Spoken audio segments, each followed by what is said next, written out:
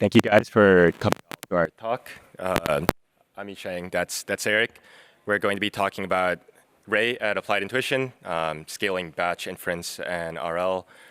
So I'm going to be referring to the Applied Intuition as applied for the rest of the talk. Applied Intuition is a little bit of a mouthful. Try saying that really fast. So the talk is going to be divided into two parts. One is we're going to talk about how we built all of our infrastructure here at Applied. And then the second part is, of course, the use cases that Applied, or that Ray enables here at Applied. So we're going to be focusing not only on what we built, but also how we built it. So a lot of practical things that we learned while building out everything we did. So first, some context of why we're building what we're building. Here at Applied, we make software and hardware deployed onto vehicles with all different form factors. So you can see over there on the screen, that's a passenger vehicle. But we also work on, for example, trucks and mining equipment as well. So we're deploying into these production vehicles. Right? And so here are some fun facts about Applied. We're a global company. We have offices around the world. Our headquarters is in Sunnyvale. That's the Manhattan of South Bay. Right, Eric? We also have a company culture where we wear slippers inside of the office, which was pointed out to us. And so the way you can think about Applied is early on into the company's history, we started out by developing tooling. So here you can think about simulation tooling for AV development. And then over time, we've built out 3 product pillars. And now we work with 18 out of the 20 top global auto manufacturers. A lot of the times we're working on multi-year production programs here. So that's characterizing kind of the work that we do here at Applied. And now, really, what do we use GPUs for? And why are we building what we're building? So we use GPUs for a wide array of use cases, some of which, for example, simulations, GPU-accelerated simulations, rendering use cases, and of course, model training and inference, right? And the thing I want to highlight and point out over here is that the use cases build off one each other. So we don't think of these use cases in isolation. An example here, and we'll kind of hit on later in the talk, is we rely on our bulk inference pipelines to be efficient because we use that data later on to train, for example, end-to-end models, right? And so a lot of the things that we're building for run things on GPUs build off of each other. And I'm going to pass it on to Eric, who's going to talk about all the infrastructure that we've built to actually run jobs on GPUs with Ray at the center of it all.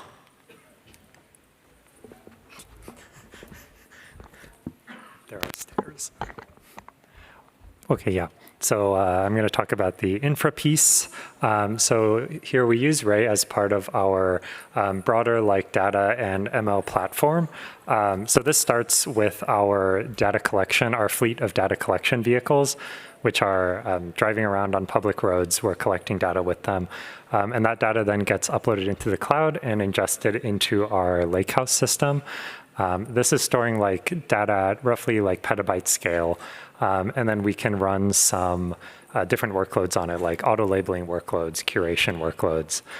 But then we eventually generate training data sets from it and train our models on it using Ray, which, of course, we're going to focus on this training piece. This is the obligatory slide advertising Ray. This is so we chose Ray because there's some features that we like. Of course, it's very easy to iterate locally. We can write some code locally, run it in the cloud, scale it up to hundreds of GPUs without really needing to rewrite our code at all. We like that it's very extensible. We can implement our own queuing system, whatever, on top of Ray. And then, of course, it's quite mature. It supports a lot of inference workloads, training workloads, RL, a lot of things that we need to run. Going a little bit into our infrastructure, we run Ray on Kubernetes, and we have this kind of multi-region, multi-cluster architecture. So I guess we have We have a manager cluster, which is responsible for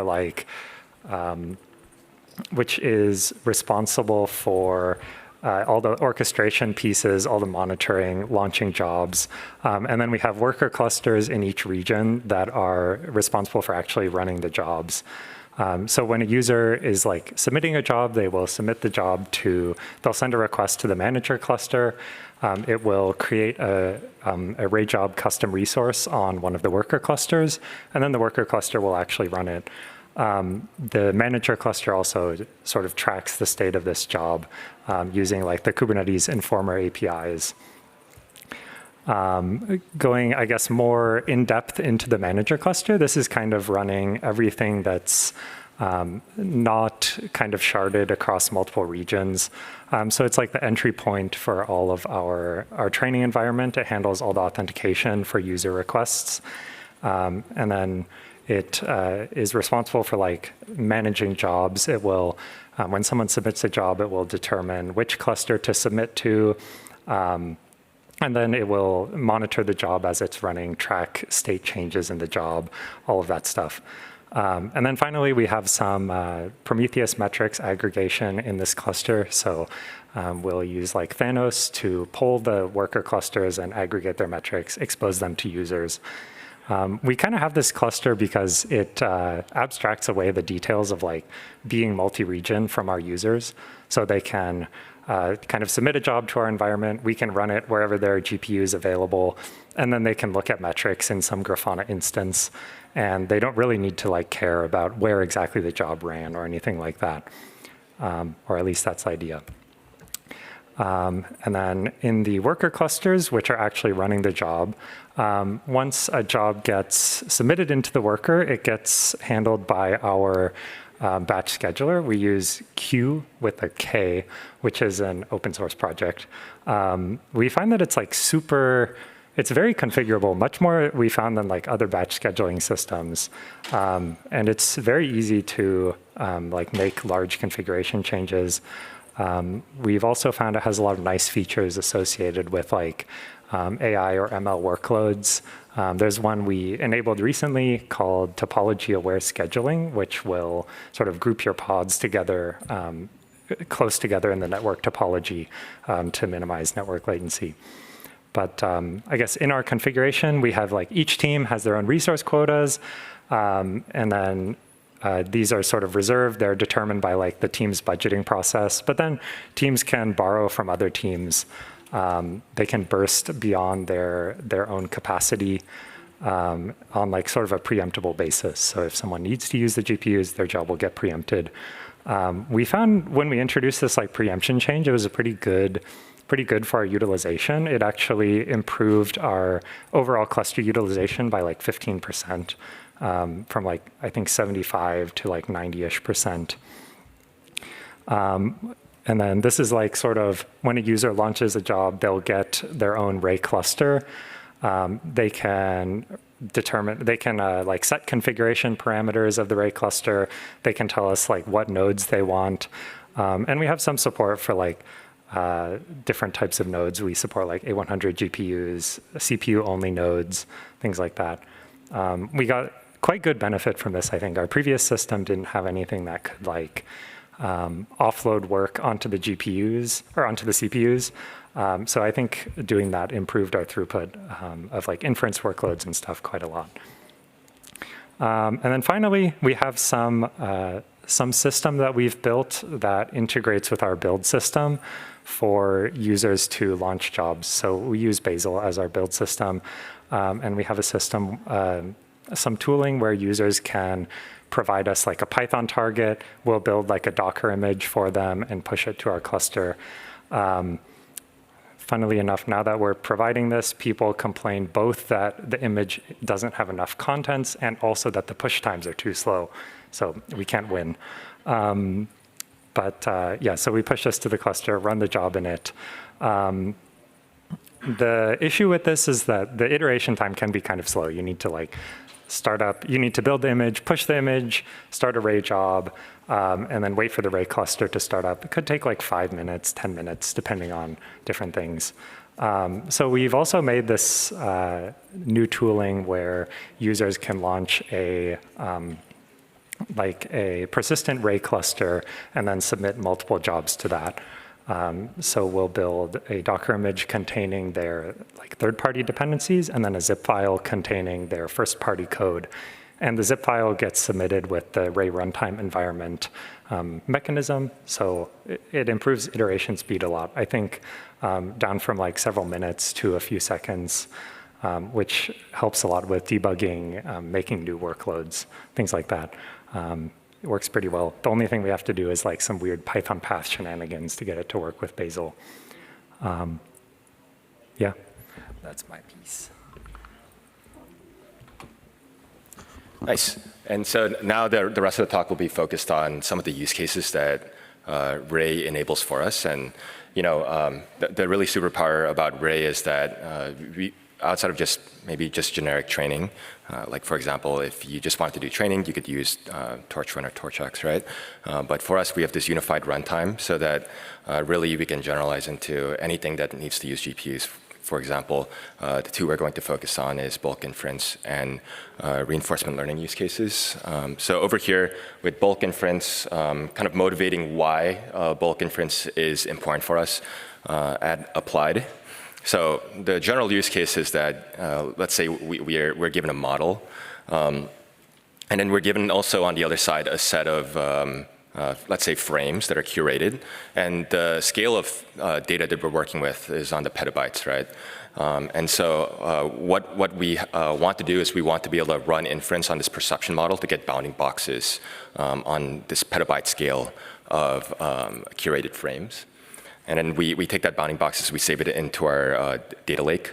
And so the question is, like, of course, why are you doing all this effort? Why are we going through and saving this data? Well, it's really useful for downstream processes, and I'm going to highlight 2 of them over here. Really, the first one is we can save money on human labeling.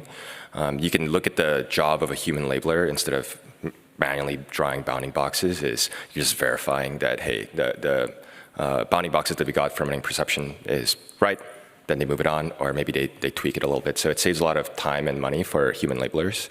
The second, and of course, very big use case over here is that we use these bounding boxes from perception for downstream training. Concrete example over here, and we're going to hit on it later, is for training an end-to-end model, we like to use the bounding boxes to guide the training of it. So an end-to-end model is, you can think about it, instead of just having like perception or prediction as separate stages, we're going straight from sensor input to planning output, and we use these bounding boxes to guide the training of it. So really the focus here is how do we do bulk inference on petabytes level of video data, and how do we do it cost efficiently? Because every single time we produce a new model, perception model, we might want to rerun it to get new bounding boxes, right? So going through kind of the attempts that we did to get this to work early on.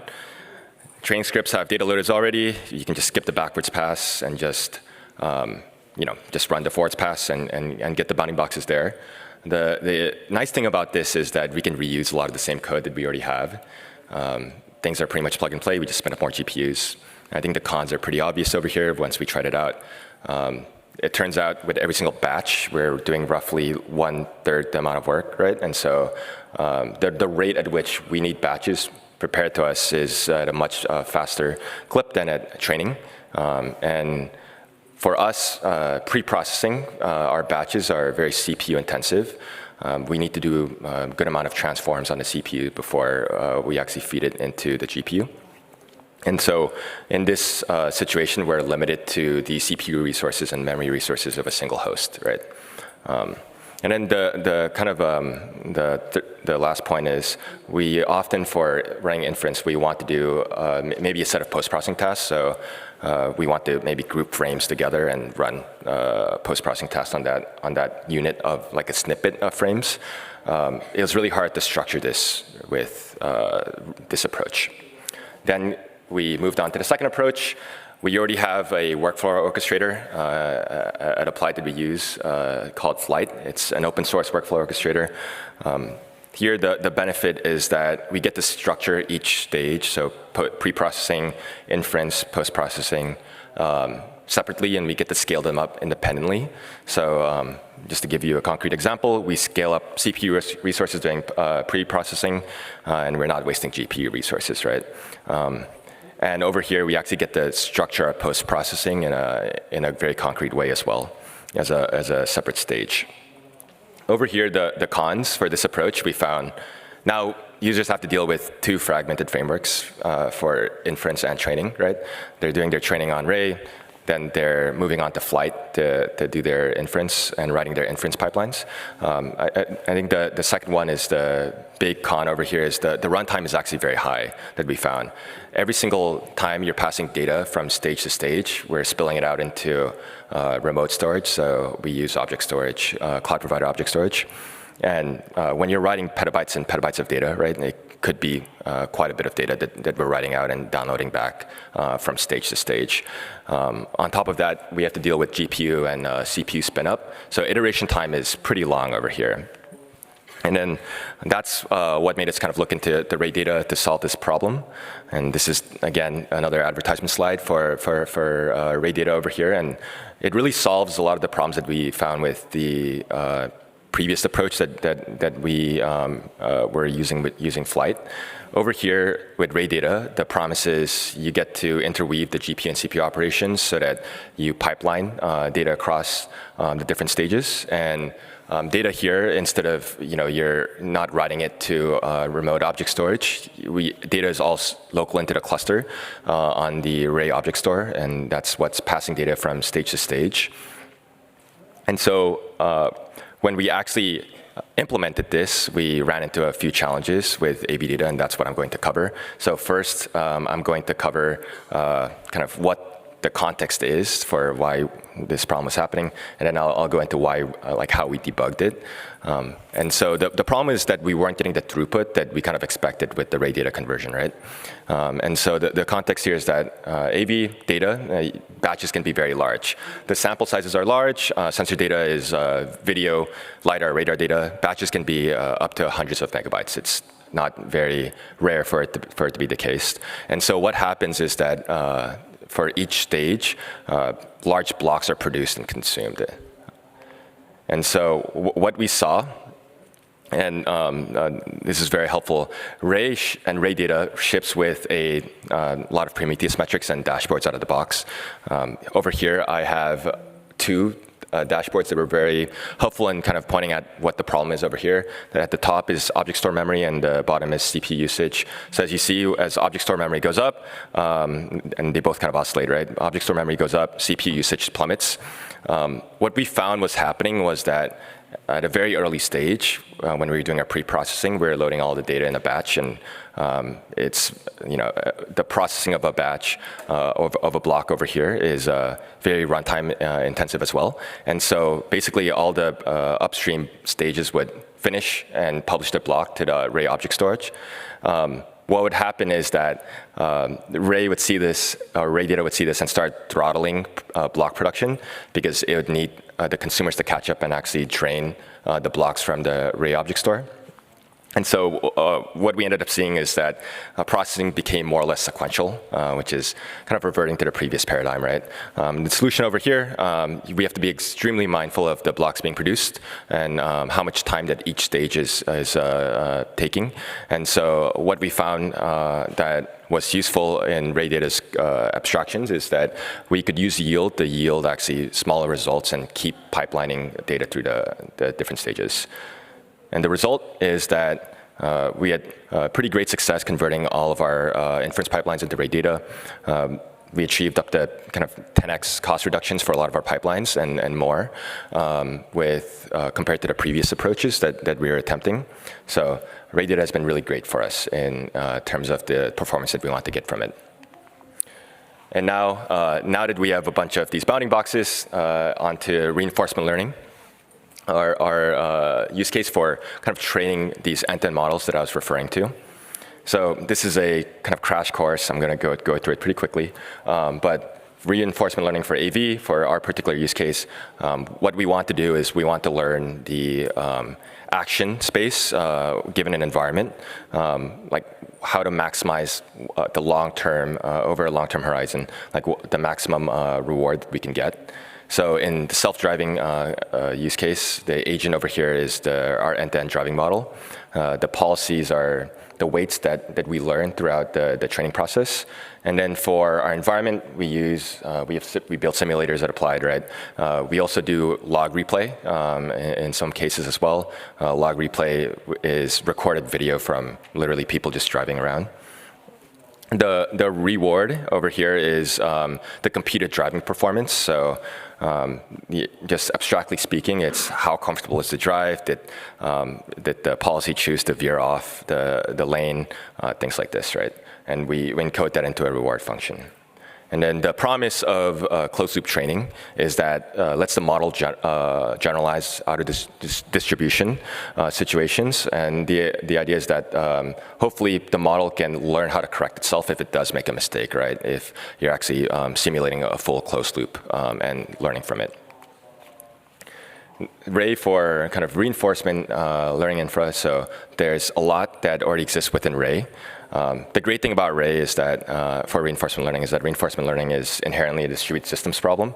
Over here, roughly speaking, we have in reinforcement learning, we have the environment rollout, right? And we have the learners. And they share information between those two. So the learners would give weights and weight sync to the environment actors. And then the environment actors would pass data back to the learners from policy rollout. And with Ray, it's really easy to create these single controller type applications that we need in RL. And the idea is that we would have kind of a central control process orchestrating all of this that's happening. Ray has a lot of mature, let's say, implementations of RL and has a lot of frameworks that are built on top of it already. Like, for example, a few listed over there, RLlib, and if you go to kind of more post-training oriented frameworks, VRL and SkyRL, right? What we looked at was RLlib's new API stack. I believe it was released late last year, kind of with the Ray 2.38 release. It became the default for a lot of algorithms. The nice part over here is that it's modular. We are really looking to evaluate whether it could fit our requirement, being that we want a single unified framework to do imitation learning or behavior cloning. And also the RL portion. So this is the post-training portion. This is the fine-tuning portion, closed loop rollouts. With RLlib's new API stack, it's very modular. The algorithm class is the controller. We have env runners and learner groups. We have a way to structure to cover our application. And then we have some of the abstractions that they built already as part of this modular stack. So episodes, we kind of can shove logic into our connectors, and also metrics logger. It's been great. But we needed to make some changes to adapt to our use case, one of which that I'm going to highlight and mainly talk about over here is placement optimization. The way Ray normally schedules jobs on GPUs, the way normally you write it is you specify num_GPUs onto your either task or actor, right? And then so this Ray scheduler will take that and kind of distribute it across the cluster where it can, or where it has space. So for example, one way we might specify it is that the learner resource has num_GPUs 1, env runners has maybe 0.25 if we want to put 4 env runners onto a GPU, right? And so that's one way of thinking about it. But what we found was that we actually want to express this in a way that's, say, we want to put a learner in every single GPU, and then we want to put maybe 4 env runners for training, 4 env runners for eval on every single GPU alongside the learners, right? Then what ends up happening is we need to kind of take that into consideration, get the proper fraction for the num GPUs to scatter that across the cluster in the topology that we want. Also, if we don't do this, right, the learners and the env runners, for example, we're not doing we're not running wait updates, and we're not doing eval at the same time, right? So if we don't do this, there could be also wasted GPU space. What we found was that fractional GPUs is not foolproof. We tried to do this. We ran into scheduling problems with the Ray scheduler, and there's an issue for it. The solution that we ended up with was that we used placement groups to do very fine-grained scheduling over here. The example on the diagram over here is we create a placement group with a bundle for every single GPU. And then you can specify a very low GPU requirement for every single actor. So over here in this example, we put 0.001. The idea is that when you're actually scheduling the actor on using Ray, what you do is you'd use placement group index, specify the placement group, specify exactly which bundle representing a GPU in our case, and we can then centrally control how many actors we want of which kind to pack into which GPUs, and can kind of control centralized logic over there.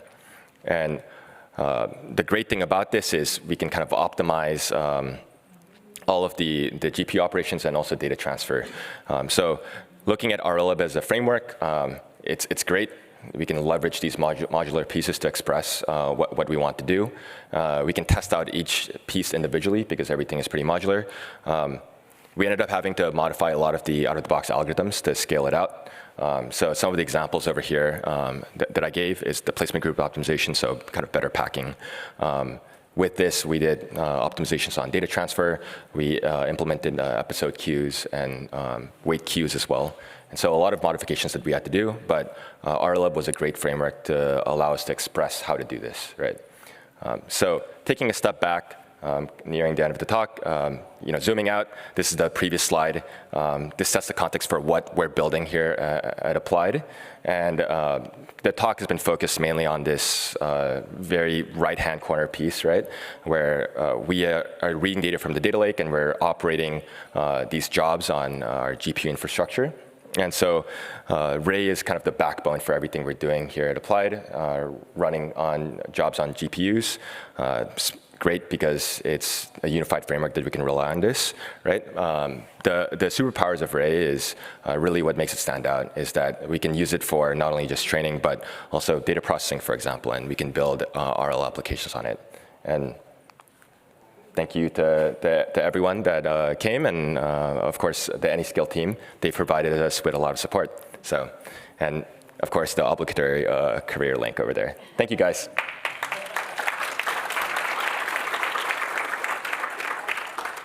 We have 2 minutes for questions. We have a couple minutes for questions. Hi, can you talk a bit about your simulation environment, and do you compare it with other RL libraries? Yeah, or just went with RLlib? Just curious regarding the decision. Yeah, so Applied, we have a home-built simulator, right? And so I assume that's what you mean by simulation environment. RLlib is the broader framework that orchestrates the simulation environment. And so over here at Applied, we use our homegrown simulator to do RL training. We have evaluated this performance, and of course, it's like there are other environments, like for example, like GPU drive, right? Meta drive, even there's PufferLib, right?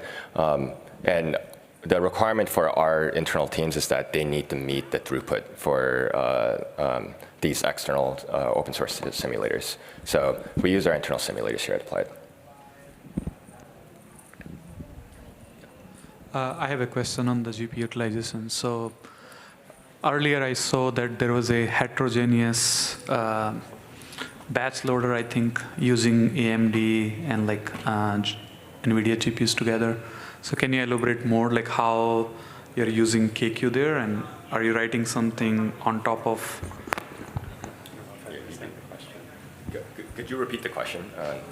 So like, I just wanted to understand more details about the heterogeneous scheduling, right? Like how you are able to use both like AMD and NVIDIA GPUs and like schedules, so if you can. Yeah, in that picture, it wasn't NVIDIA or AMD GPUs, it was AMD CPUs. So the idea is that we have a lot of, we have CPU and GPU resources that we're orchestrating using Ray. Yeah. Okay. And then can you elaborate more about your structure on the KQ? Like how are you integrating that with Ray? How are we integrating the heterogeneous resources? Yeah. Yeah, I think the primary kind of big use case that I highlighted on over there was for data processing, right? Is that we're doing our pre-processing on CPU, and then we're passing that off to the NVIDIA GPUs that we're running all within the same cluster. Yeah. One last one? If I read one of your slides correctly, it seemed like you're using GPUs for both your env runners and your learning steps. Yep. I was wondering specifically why you're using GPUs for your forward pass or env runners. Yeah. Traditionally, at least, you can get away with CPUs, at least in a lot of applications. Yep. The primary use case for this is when we're doing closed loop rollouts. So we want to let the policy make decisions within the environment. So naturally, you need to actually use GPUs to run the forward pass on the policy itself to decide what action to take within the simulator. The second part of that is that we also need to do novel view synthesis, because once you're diverging away from the expert log, you need to reconstruct the scene. So let's say the expert driver, the person actually driving and collecting the data maybe chose to do a right turn. Maybe the model chooses to do a left turn. But within the actual recorded data, we don't have that, right? And so we need to actually also render a new scene for the next pass of the model. Thank you. Yeah. Okay, thanks, guys. Yep. Thanks, everyone.